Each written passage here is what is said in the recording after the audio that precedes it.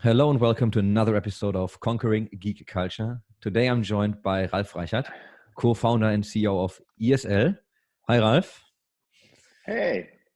So people are going to listen to two Germans speaking English again. And Trying. I'm not sure if you remember how we met.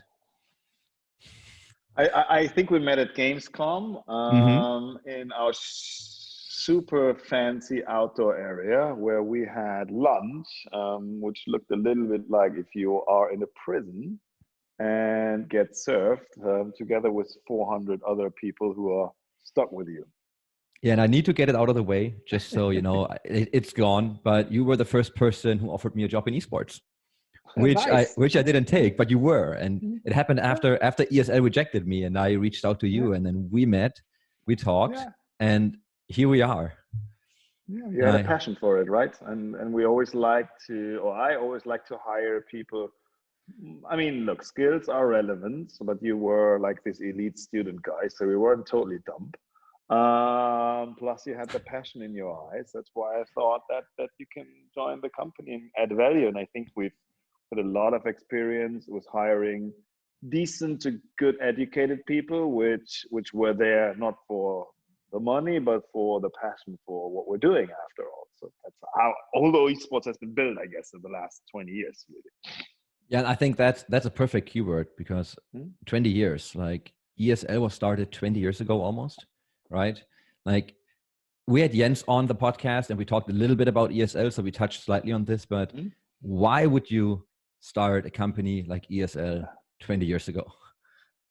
So, I mean, the story goes longer, right? Because, I mean, ultimately, a few of us, few are still here, but very few actually started to play in the late 90s on a competitive level, Quake. That was the first shooter game, I'd say, that had a true online community, which went beyond just a handful of people that you could actually watch. So it had a feature to watch live matches. The internet was becoming, at least in the student world, something accessible. It was global. So all the great stuff we know from esports nowadays kind of, for me at least, started back at that day. Similar with StarCraft, actually, although a little bit different scene, right? At the same time, though, I think StarCraft was released 1997. And so that revolution started, and we played Quake, and we wanted to compete with other people. So the whole general idea of esports. And through my time there, when we founded the team, we founded SK, my brothers and me and all of our friends, and we became the best in the city, and then the best in kind of the local LAN parties, and then the best in kind of Germany, and then the best in kind of Europe, and then among the best in the world. We were never the best team in the world. And on that journey, I met a bunch of other people from different countries, from different places. A lot of my initial network online in esports, or what became esports, was built through that time in meeting people through the passion, right? There was no real money involved. And out of that group, right, Jens was an outlier because he was already running a company, and he was thinking big, and he wanted to start a gaming company, or actually was running a gaming company already. And part of that, what the company did, which eventually became Turtle Entertainment, was the DECL, the Deutsche Clan-Liga. And him and one of the other founders, Jan Philipp, they were running kind of the competition we were engaged with. And then and Alex Müller, who runs SK now, was involved as well. So a lot of people back then. Anyway, somehow these folks asked me to join them and to be kind of responsible for that part, which became esports, or part of it at least. And therefore we became a team. So why did we do it? The why is actually fairly simple, because there was no infrastructure, right? We all believed that this is going to be a sport. Yeah, we actually believed it's going to be like a sport. And there was no one providing a way to participate for the next generation kids. And actually, frankly, for us to become kind of well known. There's a lot of caveats to this, but that was one. I mean, that means, and that we all believed in, right? This was an online gaming company that was founded. We believed that video games going to be big and going to be a cultural thing, right? That youth culture will be heavily impacted by gaming. I don't think we knew back then that mobile phones will become the new consoles and gaming is becoming the biggest thing in the world. That was not as obvious as it's today, but at least we knew that this is going to be a game changer for entertainment for young adults, at least. And then, you know, we knew these two things, and we knew people were going to watch, and our assumption was, so, you know, if this is going to be big, we're going to allow competition because we want those people to have an infrastructure. People are going to watch, then we actually can make money with this. So we can actually build a business. That was kind of the base assumption, I guess, on esports in 2000. This is very limited. And then there was a social aspect to it, which, you know, we all forget these days. You're old enough, but, you know, let's say the kids these days. Look, gaming was stigmatized back then, right? You named this podcast geek culture, right? Geek back then was not a positive word. Now it's a fancy and fun word. It was not. When you were playing video games, you were one of the not so cool kids. You were stigmatized for what you're doing by most of society. So my brothers became successful football professionals, right? They made their money with playing football. And I was decent at the sport too, not nearly as good as them, but on a very, very amateurish level. So we kind of were always a little bit, we got our sportive recognition from traditional sports, so to speak. But one of the reasons we started Turtle and ESL was to create a platform where the stigmatized kids of that time would be able to get recognition, because on a social level, if you think about it, it's freaking amazing. It's so unbelievably stupid what our parent generation did back at that time, what politicians and people from the press would do to basically say, hey kids, you guys are wasting your time, and video games is bad for you, because all those 16-year-old kids were looking for was recognition from a broader group and broader scope. So the whole idea about it is it's just so mind-blowing today. But that was let's say, the social aspect why we started it. So it was a passion project, just to be clear, right? It wasn't that well thought through, but ultimately I don't think we ever doubted it really, that this is going to be big. We maybe doubted that we were too early, and we maybe doubted that Americans will eat us alive because they had more money and things like that. But the whole notion of people playing video games and competing with each other, it's a no-brainer. It was back then already. Yeah, I think it's funny you mentioned this, because I remember, like, when I was still in school, how I kind of was the outlier because we were dealing with Counter-Strike strategies and we were preparing for clan wars. You know, we were like, I remember ESL's little badges, you know, where you could get your player's badge, like all that stuff. But that back in the days was like, for us, it was really cool. But for everyone else, like, you're the kid that, you know, you're the not cool kid. Like, you're the nerd, you know, that gets put in the corner somewhere. So, but how was it for you, like, then? If you look at what your vision was, and, you know, how you kind of imagined this, and, you know, let's assume, yes, it's going to be big. You're based in Cologne. And then, I mean, there was a day when you filled LAXESS Arena. How was that for you? That was mind-blowing, obviously. But a lot of things that we did were crazy looking back, right? I mean, we started our own TV channels. We built an own TV production. We rented events. We went to the biggest trade fairs in the world. We did events in China. We did events in Canada in an ice hockey rink, and all the things. So we did a lot of first. I think that the whole notion of what we needed to do. In German, you say you get nothing geschenkt, right? We didn't get anything for free, kind of, right? We had to work hard to make this a sport, and we tried a lot of things to make it popular. Going back to the question, really, I think it was a lot about timing. So LAXESS Arena, filling LAXESS Arena was, we would say now this. There was a time when we went, in the early days, 2000, 2001, 2002, when we were young as well, right? We were 25, 26, 27. We would go regular to concerts in LAXESS Arena. Did we think like and joke about, yeah, one day we're going to do a tournament here? Yes. Did we really plan for it? Probably not, to be honest. But it was a good joke back then. I think the stadium events itself, they started really 2013 in Katowice. I think in 14 Riot did their first one in Galen Center. We did our second Katowice in 14, and LAXESS we did in 15 for the first time. That time was a big leap of what we did, because from what we knew before, from the online viewership numbers, from the sentiment on social media, right? Ever since 2010, 11, this became a real thing. All the exponential growth stories, they were really true at that time. And to go into a stadium, and that's LAXESS, is obviously for us in Cologne the most relevant one. But from a company, probably Katowice was more relevant, to be honest. That we did that was really the game changer, and that manifested all the stuff we talked about for back then 13, 14, 15, 16 years into something that people could touch, that was tangible, that people could see. And there's one anecdote to this. I mean, every freaking interview I gave up until then, the normal reporter would ask me, can you explain me why this is a sport? Is this a sport? Blah, blah, blah, blah, blah.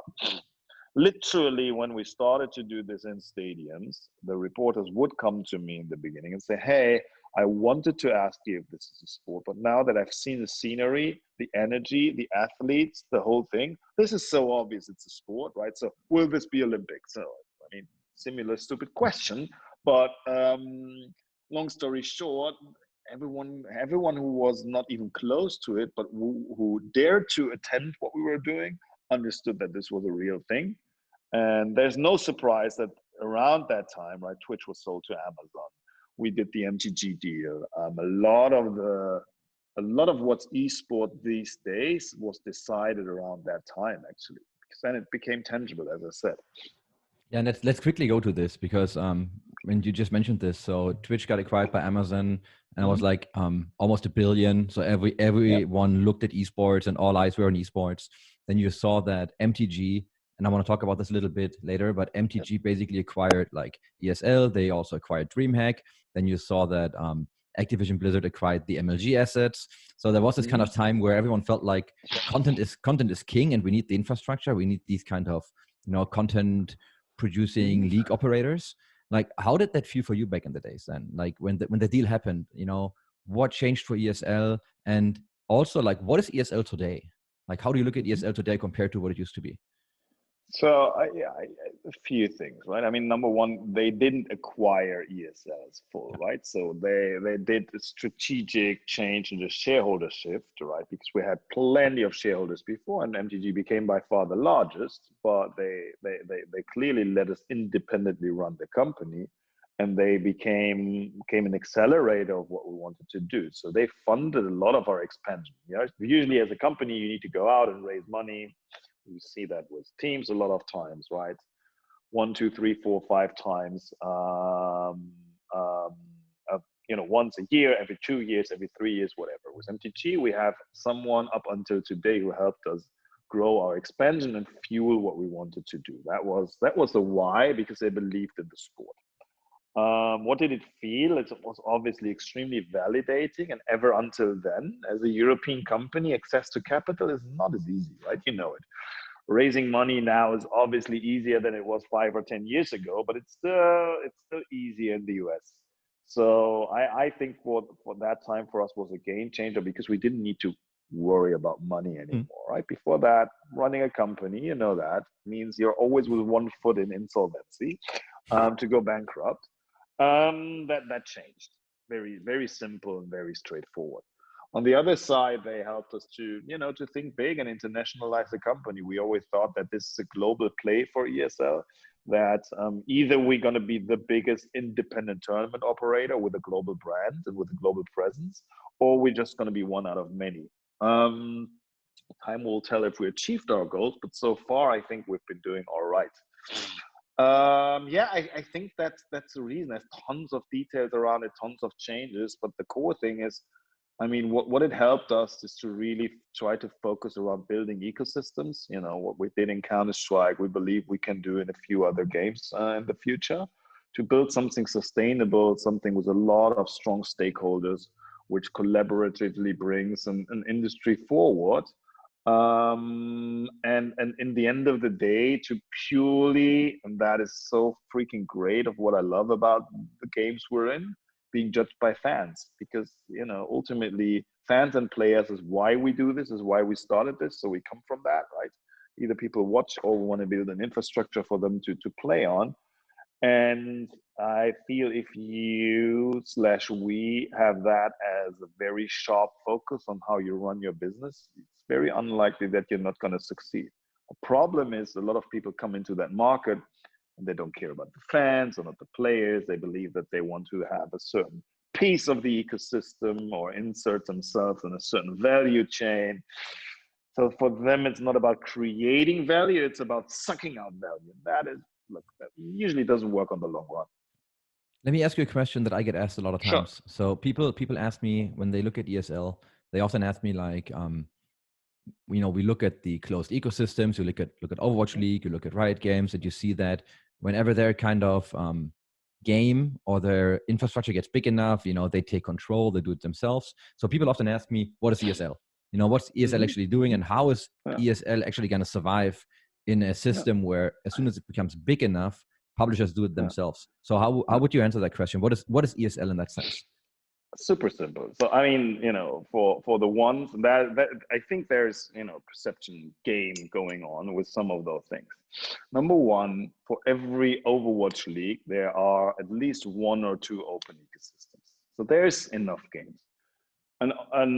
A franchise system in itself, League of Legends is arguably the largest esport on the planet. So it's working there. If it's working in Overwatch, we'll see, right? It's not my job to argue really here. There's a lot of other people.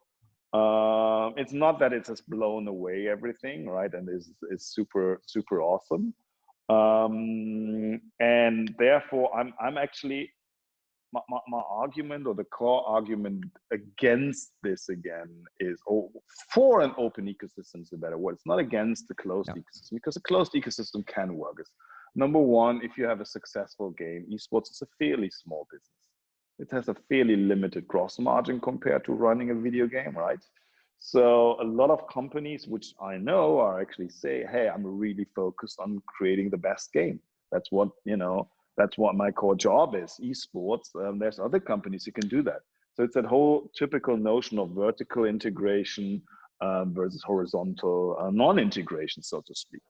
And there will always be companies who don't vertically integrate that. Very simple. Number two, right, is esports for a publisher, for someone who owns the game, really a business, or is it the best marketing tool on the planet? It's a very old discussion. It's a very important one. Because again, the money you're going to make on any user that plays your game is infinitely higher than on someone who's going to watch your game. So arguing that this is mainly a marketing function is not wrong. It's not right either, right? Because you can have different views on that. But there's a lot of business theory, a lot of Goldman Sachs analysts that would argue it's actually a marketing play. And last but not least, if you go back to the player, I'm of the strong belief, and I can actually mathematically prove, that in open ecosystems which are flourishing, players have more chance to go to the top than in a closed ecosystem. Why? Obviously, relegation and promotion give more new slots to new players within a season than in a fixed ecosystem. And we live in a time where we talk a lot about diversity, about equalness, about access to things, where we're starting to understand that the elitism of crazy expensive colleges is maybe not the right way the society should be set up and planned. And there's a good argument that an open ecosystem is much better for that zeitgeist, so to speak, of how the youth are thinking. I don't know if it turns out like that. Maybe it's different, but from a scientific perspective, I believe a lot of it. So long story short, I'm totally not worried, because as long as we can add value, there's going to be a place. That's what we're really focused on. And B, there's certainly not a one size fits all in that industry with so many different games and so many different platforms on it. And number three, there's absolutely no data that the one or the other is actually by far the dominating system. would be the same to argue in many industries, right, that only vertical integration can lead you to success. And we've seen that in the chip industry, where we would argue for the longest time, actually, companies were vertically integrated. Now they're just horizontally successful, and so on and so forth. So there's plenty of other industries to look at, which are fascinating. And honestly, none of them really give a pure and clear answer. And I think you even used the term, right, where everybody can be somebody, like this whole zero to hero story in building up, you know, also fandom in open ecosystems. So you mentioned earlier that you believe that what you did for Counter-Strike, you can do in other games. Like, can you walk me through a little bit, like what your approach to Counter-Strike is? Like, you know, with the Pro League and all the things it did, like what do you do and why do you do this?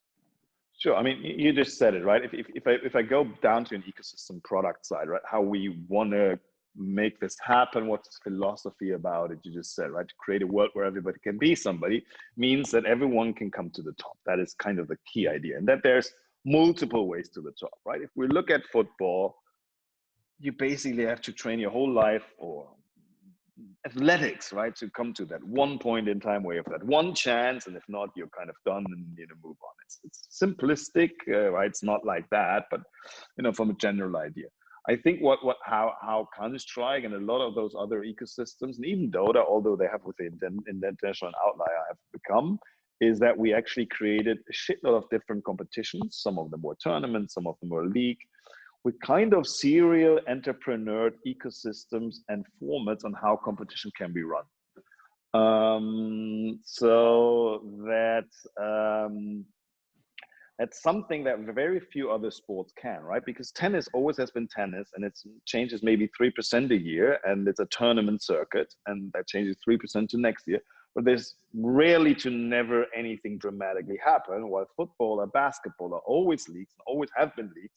Basketball kind of, not always, but most of the time had playoffs, and football kind of never had playoffs. And these are kind of settled, they are in static structures. And we had the chance over the last 20 years to try all kind of ecosystems, with all kind of games, with all kind of different ones. And what we settled on and ended on, and I'll talk a little bit about the why, is actually a hybrid, right? If you look at the Counter-Strike system, where ESL is responsible for around 60% of the Counter-Strike ecosystem, you could argue 50, 60%. So we have a large chunk, but we're not the monopolistic ones, right? We're the biggest, but not the only ones. We kind of think that tournaments are a great format. They are probably, in terms of a big miss, and we've seen it actually in football Champions League, how good the Champions League tournament was once it was a tournament. Now for this normal season where it's usual, but those tournaments, meaningful tournaments, make a difference and create extreme value for both players and fans. We have fantastic viewership, players love it, it's all great. On the other side, you need something more stable, something more long-term, something which has a little bit of meaning in more than those 2 weekends of that big tournament, which is a league. So we run this league in another time slot in the year. Both of them together create one thing. They create, for us, the right amount of how many times these top teams play against each other. Because I believe if you look at any other sport, right? I mean, American sport's actually a bit better than the European, but you know, Bayern Munich would play Real Madrid a maximum of 2 times a year, a maximum, right? And in the NFL or NBA, right, the top teams would probably play 4, 6 times, a lot more, actually 10 times a year, probably, right? Or maybe even 11 if they're meeting the finals and blah blah blah. And in esports, we're kind of in a hybrid again of that. So you know, a G2 can play against an Astralis in Counter-Strike probably 15, 20 times a year. Yeah. That seems like an okay number. 50 times a year would be too much, right? At one point that gets meaningless. Most teams only play 5 to 10 times against each other. So that mathematic formula we can't sometimes have figured out. So that is more on the player side of what is interesting for them. And then on the fan side, what we've learned to build those ecosystems, and what I think is the biggest mistake most new games have when they're trying to build something, is that actually more content is better than less content. And that means, you know, some of those leagues who have been built, or esports programs, create maybe 100 hours of relevant content, maybe 200 hours of relevant content, maybe 300 hours of relevant content. We with ESL alone produce, 1,500 to 2,000 hours of high-class content in Counter-Strike. And then there's the whole other part of the market. And if you look at League of Legends, again, they're creating thousands of hours as well of high-class content. But don't you think that is too much? Like, don't you think that there's too much content? Because every data point suggests it's not. Every freaking data point suggests it's not. And by the way, same happens for football. You and me grown up in a world where for 25 years, people would say, this year we have too much football. This year there's too much competition. There's too much content. This is going to be meaningless. And there's competitions who fail. And I would argue that the Nations League, for example, right now in football is failing. But generally speaking, more content is better than less content. There is a point, and there is obviously a way where it's too much content. As I said, if the good teams are playing 50 times each other a year, where it's a total commodity every freaking week, then it's probably too much. But genuinely speaking, most of the sports have the opposite problem, that they are actually giving too little content and too little highlights compared to the really successful ones. How do you avoid that from happening? Because if you look at, and let's stick with Counter-Strike. So if you take, and I remember this so well with Fnatic versus NIP, because at the time I was at Fnatic, like that was like the game, you always wanted to watch. And it rarely happened. It was always like amazing. Everyone was looking forward to this. And then it kind of happened every other day, because they met so often that I almost felt like it's a little bit too much. And if you now look at the open ecosystem that you've built, the challenge with the open ecosystem is that everyone else can build the same thing, right? So you have competition, Absolutely. You have leagues. So it almost appeared like teams are traveling for prize money.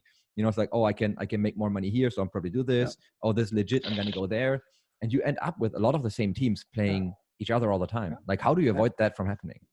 Well, you can see that in supermarkets across your street, right? So this happens by itself. This happens by market, and we grew up with a belief that to a certain extent, not perfectly, but markets function. And we can see that in Counter-Strike, actually, that a market is functioning, right? And you can see that with supermarkets around your house. There's not 100 supermarkets around your house, because if there are more than 3 within 3 miles, actually it happens that one gets broke. And the one that gets broke is probably the least useful one. Let me phrase it like this. And it's the same with Counter-Strike tournaments, right? I mean, everyone can do it, but to do a proper Counter-Strike tournament, the ones we do in Cologne, you probably need to invest $5 million at this point in time. This is not do it with a bunch of friends, right? And those teams who are traveling and playing, they prepare for these matches because they are meaningful enough. So the relevance of what we're doing is prohibiting it from being oversaturated. Is it easier if you have a central government or governing body or publisher who just says yes? This is only going to happen that time, yes. But that will happen to that there is no natural market innovation, right? Because it might happen that those teams play 3 times a year, never more, because someone centrally decides it's not. So you don't really know what's better in that scenario. So answer is, if you believe that markets can regulate themselves to a large extent, which is the basis of our overall system here, with some socialistic or social approach to it, which you could argue is moral even, then this is going to be fine. Everyone who believes this can't work and this is chaos and blah blah blah, I don't know. Then he probably is looking for a planned economy, which we have in some parts of the world, but not in the Western world. So it's a little bit anti-intuitive for me, that argument. So how do teams make money in open ecosystems? And I tell you why I'm asking this question, because I spoke to Chris Overholt recently, and Overactive Media, that they bought a franchise in every major franchise league, and he's an absolute believer in franchise systems due to the revenue model. Because the way he looked at it, there's a lack of sustainability in the revenue model for open ecosystems. What is your take on this? Yeah, it's probably a lack of understanding on his side. Just because the argument is not ecosystem versus ecosystem. The argument is, do teams get a revenue share on certain revenues within that ecosystem? And just because it's a franchise league, it's not written as a rule that he gets, that you get as a team a revenue share on that league. You might be always part of that league, but the revenue share is an independent economical agreement, right? And the answer is because I come from the team ecosystem, right? I used to run a team, and I'm a big believer in the team business. Is in an open ecosystem as a team, it's going to be very hard to be sustainable on the long run if you just live on sponsorship. So you need other revenue streams. And there are ecosystems like Counter-Strike where we offer a revenue stream as ESL to teams. So we give them a revenue share, very similar to that of a franchise, not different. You can argue now we can monetize it a bit harder than in a franchise system because we don't have exclusive rights. We just work by relevance. But that's true for many other sports who are fairly successful as well. So it might be an argument to delay it. On the other side, the question is if the innovation and the more content is not actually accelerating that ecosystem faster, so it's overall more successful. So I think that's point number one. Point number two on that is, why are you in this sport? If you're purely in this sport to make a financial investment and get a financial return, and for me, it's anti-intuitive or why we would go into a sport, right? Then give the money to a bank, buy a stock market company. For me, the sport team, first and foremost, should be defined by trying to be competitive. If you define it by being a purely financial asset, rather give your money to a hedge fund. I just don't understand that core principle of going into. So, and third, there's a lot of open ecosystem where actually, and this is going to be big part of the future. And if you look at some of those newer ecosystems, if you look at Rocket League, if you look at Rainbow Six, they're actually teams, and some of them tournament organizers as well get a revenue share on items, because really the value creation for that game is done within the items. That is where the world really revolves around. So I know a few teams who are the happiest people on the planet in Rocket League and or Rainbow Six because they are making same money as in some franchise leagues with much little cost. So that is a good model too. I think he just mixes up two things. I understand that he says, if I don't have a revenue stream from a game or a league or media rights, the competitions I play in, right? If only my players have access to prize money and I don't have access to team money within those competitions, then I have a non-sustainable ecosystem. Mostly right. I mean, it worked for 20 years, but it's tough on the long run. So I would tend to agree that teams need, because they bring value, right? Everyone who brings value should get value, so that they should participate in that. And we're at ESL are big believers of that. I think the notion that you can only create those revenues in a franchise league, that's the breaking point in the thought there. So I just don't understand why that would be. It mathematically doesn't make too much sense. So what's next for ESL? Next for ESL, I think, look, I think we've been a bit lucky here that we've built a lot of if you look at sport, right, competition lives a lot about legacy. Money is relevant. Money is kind of the hygiene that you have to have the stakeholders involved. But really winning the Champions League, winning the NBA, winning Wimbledon, winning a PGA tournament has a lot to do with history, has a lot to do with the pictures and legacies that have been created. And that is a lot of the race to the top in a lot of these sports to build this legacy, because that you can actually monetize, because then you have a premium asset. I think we've been lucky that we had the time the last few years to do it, right? I mean, ESL 1 Cologne happened as an online tournament this year, which is not what we love, but it still had a notion of being relevant because it's connected to something with a higher meaning. And I think we from ESL always wanted to create, again, a platform for players to participate, which is more than money, which is more than that specific tournament, which makes them part of history. Together with Intel, we've been lucky to build that with Intel Extreme Masters. We've been lucky to build that with ESL 1. We've been lucky to build that across Counter-Strike and Dota in a few games. So I think the future is really to continue what we're doing there, to really focus around fans, players, and teams to do the best job we can. extend that to one of successful mobile games. Because I mean, as much as we all love PC and pure PC will always be at the core and the heart of what we're doing, mobile games are the platform for one of the big next things. And you can argue PUBG Mobile is already there, right? Being the largest mobile game in the world. So we really believe that a lot of things are going to happen there, and we want to be part of that. And I didn't want to go here initially, but I mean, you mentioned it now. Let's go there. Intel. Like Intel has been a partner of ESL for so many years. Like, and let's give them a shout out. I mean, let's just do this. Like, can you walk me through the history with you and Intel for a little bit? No, totally. And I think, you know, every sport probably has that one partner that kind of helped it to become real, right? If you look at football again, Adidas was the company in the 60s. If you look at basketball, Nike would be that company. And I think with esports is very clearly Intel. I mean, in 2000, when this was, I always say in 2000, we had a vision, but there was neither a market nor we had a product. Right? Usually you need all three things to be successful. So we were still at vision level. We happened to find a bunch of smart people within the German European office who gave us 80 computers back at that time, so we could do our first tournaments, right? So we had the infrastructure to run this offline tournament.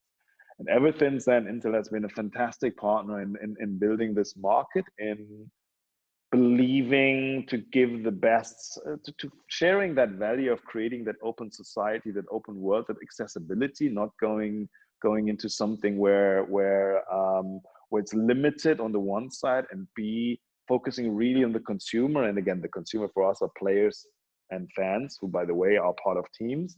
So that relentless focus on the community, so to speak, has been just mind-blowing to see. I mean, there's rarely such long partnerships. There's rarely so deep partnerships. And there's rarely a company who's done so much for the esports scene as Intel has done. And it's not only money, it's product. They started gamer CPUs. They have done so much on so many different fronts. Absolutely, certainly, we wouldn't be here without them. So let's give them that. And then yes. I only have one final question for you, which is the same question as always. It's like, can you give me a piece of advice that you have received, and that can be in business, in private life, doesn't really matter. But is there a piece of advice that you followed and you want to share with people? It's so much advice I've got in my life. Problem is I forgot a lot of it, but there's still so much I remember. Look, I think that we are here now talking, that ESL is here after those 23 years, that a lot of success I've seen around me, and it's written in a lot of books, but success is never because of talent. Talent is a prosecute for it. You need some talent to be there, but it's always freaking hard work. It's always a will to win. It's always what you do.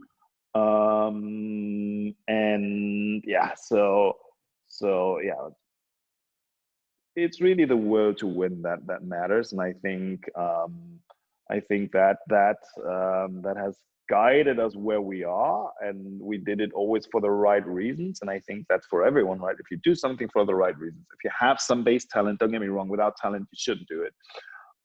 You're going to get really, really far.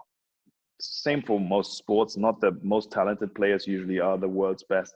It's those who worked hardest and have the talent. Thank you very much. Thank you.